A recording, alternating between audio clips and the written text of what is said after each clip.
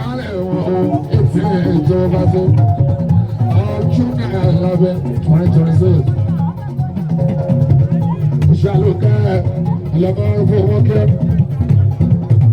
àṣẹmálò òmùrẹ́ sọdẹ́ tí a rọ sáà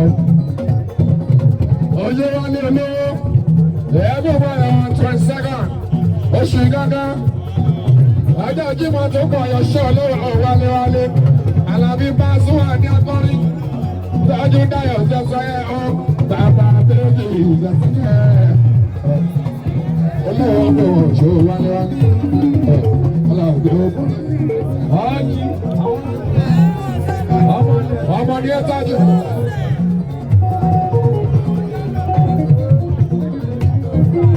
Dàdí sọ̀tọ̀ ẹ̀ mọ́ṣọ́.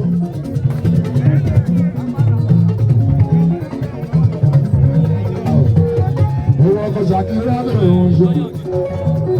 Àná olúfọwọ́ mi ni mọ́ṣọ́. President, gbogbo bábá ìjọba pátápátá. Ọjí, odidi ló máa ṣe tẹ́lẹ̀ náà. Kí ló wá dé? Ohun tí mo mọ̀ ẹ́ sí yí wá lára odidi ló máa ń ṣe. Ó jẹ́ wọ́n jẹ́ ọba Ṣàkírá tó ti dé o. Ọ̀jí má parí náà.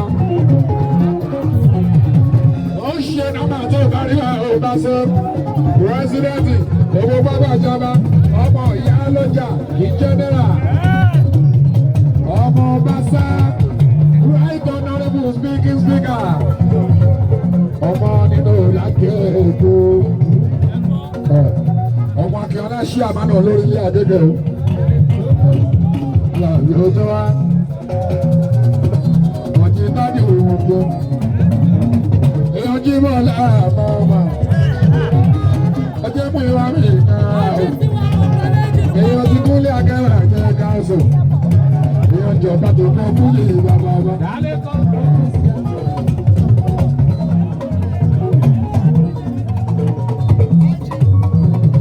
Ọjí, èèyàn tí ó fún mi ló. Olùkọ́ mi ní wàhálà. Èèyàn tí ó fún mi ló sọ́ọ̀jì.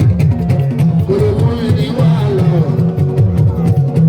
Èèyàn tí ó fún mi láṣọ. Olùkọ́ mi ló lọ́ṣọ. Bàbá Sọ̀tà, èèyàn tí ó fún wa ní dúdú. Ọkọ̀ ṣáda dúró.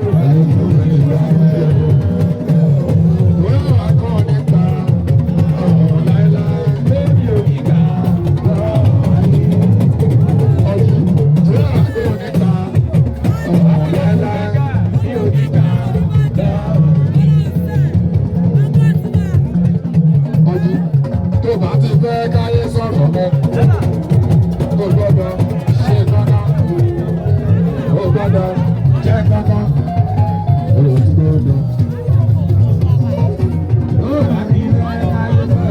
Alága orílẹ̀ Adédè, ṣáwà, ẹ̀tọ́jú Joshua. Oya dodo, oya dodo, dodo, ìṣẹ́ tó bá pọ́n láyé máa ń lẹ́kọ̀ọ́ mọ́. Àwọn ọmọ jí ó lè sófì ọkọ̀ o. Lórí tẹ́ nǹkan máa ṣe rí sí ẹ o. Ẹni ayé ìjẹ́ ó gbádùn lẹ́ẹ̀kan. Ó sọ ṣe ní ayé gbádùn ẹ̀ lágbòdo. Ọjí. President, gbogbo pápá ṣàbà. Látọ́jú ṣan sọ́dọ̀.